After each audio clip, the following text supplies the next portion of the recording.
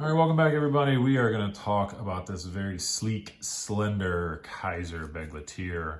This was a suggestion by Brad over at Mile DC. I have been kind of in the more, this is sort of the style I've been kind of gravitating towards. It's very sleek, slender. I have to wear dress pants for work, so you know our tastes kind of change with knives as our daily life sort of changes. But overall, this is just a super sleek knife, something I typically wouldn't look at. But I got another knife in on trade, and it sort of led me to this as well. So I do thank Brad for the suggestion to check one of these out. This is the BladeHQ version. So you get, there it is, M390 on the blade, which this guy will run you $100. I just looked before I started this video, and they don't have any in stock right now. Typically, they're not going to get any more than, but they maybe have another run in the works. I don't know. However, they have different versions. This knife has been around for long enough. They have different versions of this. They have a $60 version that has BD1, and then I think there's an $80 version. No, wait, that's backwards. $80 version has BD1, $60 version that has VG10, which I think is a terrific steel. Different handle materials. They have some copper ones now. They have micarta. I actually really like this G10. So let's get the rest of these specs out of the way, and then we'll kind of talk about the cool parts about this knife. So again, this one's the $100 version, but again, they go all the way down to $60. You can, pick and choose what you want. 8 inches overall, actually 8.1, just barely over 8 inches, and 3.8 ounces. So one thing nice about these hideous natural scales, I'm not a fan of it. I know we call them jade or natural, G10, whatever. You can see right through them. So you can see when the light picks up, you can see all of that weight relief that has already been done. And even on this side, the lock side, a ton of weight relief. So the scales, even though they are full, I didn't mean to say scales, the liners, even though they're full liners, they have been milled out a ton to keep this thing nice and lightweight, which I appreciate. Again, M390 on the blade, and the G10 for the handle scales. So 8 inches overall, absolutely terrific. I can lay it right there on my fingers. You can kind of see I get plenty of grip. It is obviously very thin. It's just a stick, but they've done well enough on all the chamfering around all the edges. Everything's nice and smooth where it needs to be. Even down here where these arches are, nothing's pointy, nothing sticks out. This little bit of a curl, because it's long enough, it really doesn't bunch my fingers up too bad. I was kind of worried that it might. But because it's so thin, it's just a really good grip. I mentioned before about this, the texturing that they did on here. I'm a pretty big fan of micarta as of lately. A couple of new knives I have that on it. I really like it for the texturing, but really this is actually quite nice. I think because it's so thin, I feel like they maybe wanted to make sure you had enough traction in your hands, and it's not aggressive. I wouldn't say that. There, you can hear how much it kind of catches on your fingernail. It's not so much that it bites in. It's more than, just kind of a standard. You can see the difference there. It'll catch the shadows a lot more. You can see it's more than like a standard Civivi, but not, of course, not near, as deep textured grooves as something like that. So, but I think they did that right, and I appreciate that. The action on it, action's amazing, especially for just being washers. I took this apart, put a little bit of oil in there just to kind of see what it was like. And, you can easily, if you get your thumb locked underneath there, you can kind of flick it. Or I always say if you want to try to push it, you can kind of push it out, and that works a little bit better, I think. Gives you a little bit more groove to grab onto, push it out. If you even want to slow roll it like I do sometimes, and this is not a knock on it, but it's sometimes kind of hard because it just wants to go. You can see just a little bit to try to get it, any little bit of effort, and that blade just wants to fly out. So for being just on washers inside of there, it's really, really good action.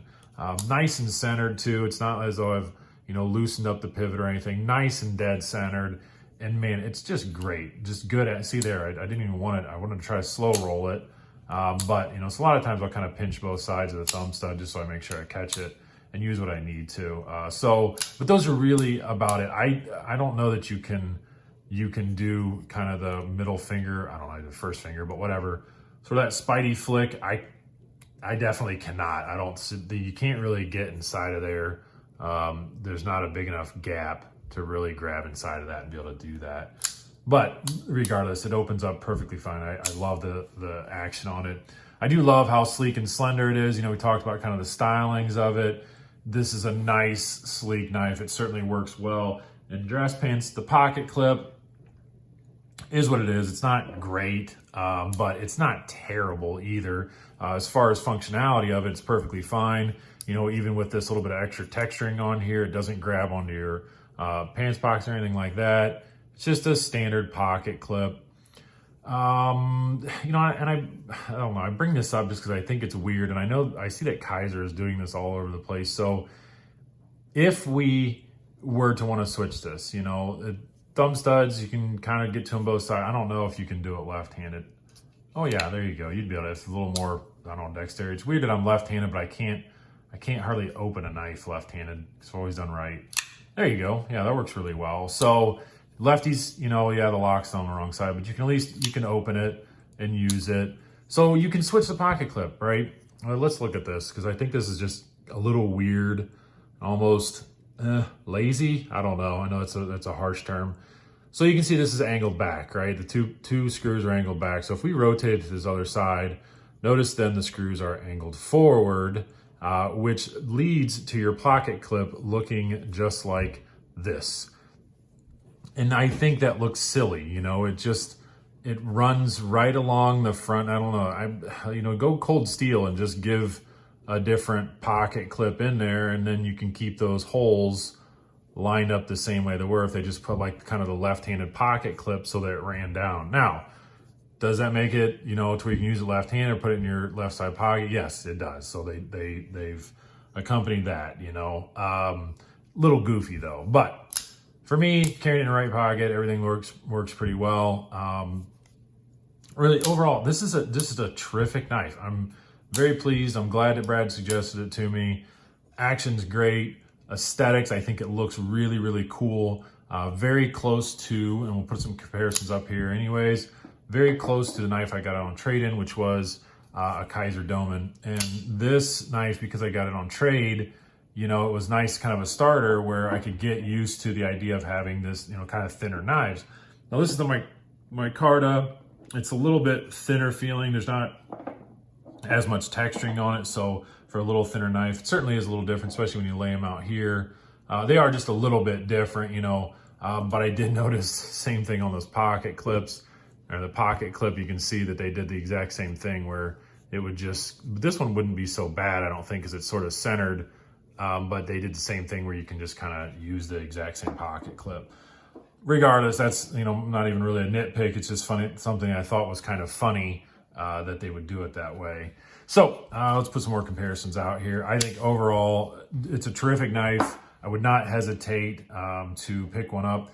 If I had, maybe I'll do this a little later, a comparison between this, and I've heard several people point out Tyler over at Everyday EDC, him and I talk quite often. He pointed out as well that this is kind of like, it's really reminiscent of when you hold it of a rat, Ontario rat.